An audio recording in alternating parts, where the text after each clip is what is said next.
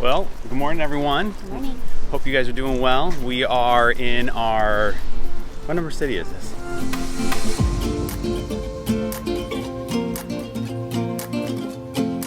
We took a train from Krakow, a 6.5-hour train last night. Stayed in a hostel last night Our for our first night to get the lay of the land.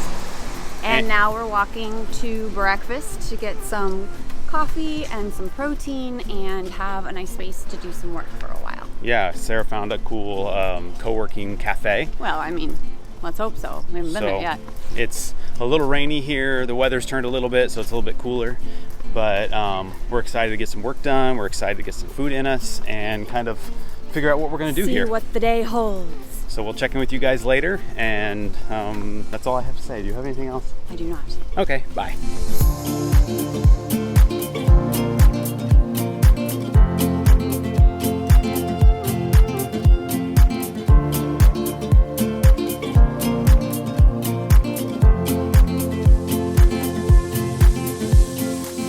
After a few days in Poznań, we noticed that there is this really cool juxtaposition in the city of a lot of new architecture and a lot of old architecture. There are several big malls and they are beautiful, and actually one is old. It's in an old brewery. It's gorgeous. That was really neat. But there's a really beautiful new interior. We walked through the old town, which is currently under construction, so we're a little sad about that, but it's gonna be amazing when it's completed really exciting in 2023. And we loved walking around down there. Just so much history, so rich, so much to look at everywhere you turn. Yeah, and we found that like in most places that we've been so far in Poland, we just stumble upon beautiful things. We were walking down the street in the old town and we saw this building, and we were walking with one of our friends and she was like, hey, let's go in here. It looks like a little church. And we walked in and it was like, Not a little church. Holy cow. Like Very, very big one. Beautiful inside. There was an organ playing, which was amazing. And it just like took our breath away. When I walked in, it was so silent and reverent and just full of beautiful things.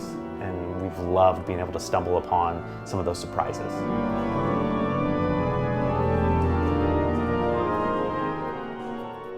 One of our favorite parts of spending time in Poznań has been our time at Cafe Sweet Surrender, which is a functioning cafe with great coffee and good desserts. So highly recommend. You can stop on by, they have regular hours.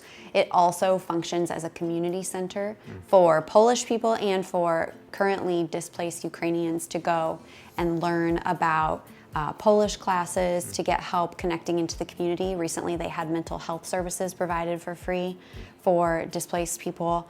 They have a kids club that they run every week, and all of these services are open to those who want to come in from the community and take advantage of them. So if you want to support the cafe, you can go in and actually purchase espresso and a dessert there and help support them.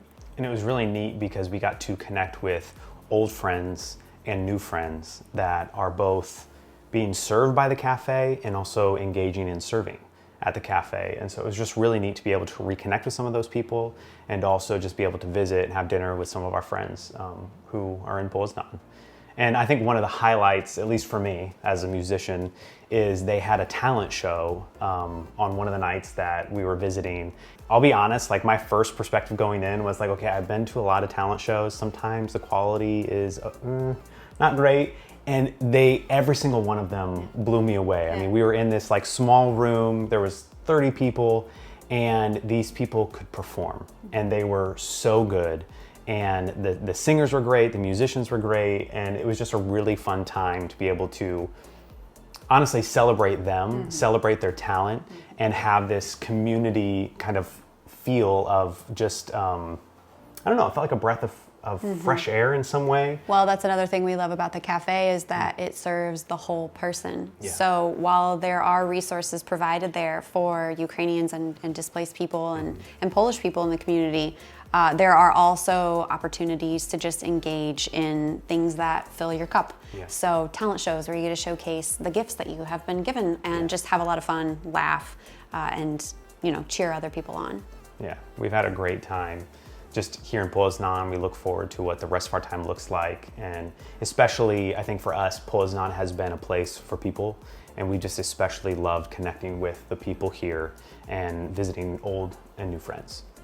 If you find yourself in Poznań and if you find yourself in need of a place to work with strong Wi-Fi or just a quiet place to breathe, which it doesn't come often for us. As a mother, I value so much.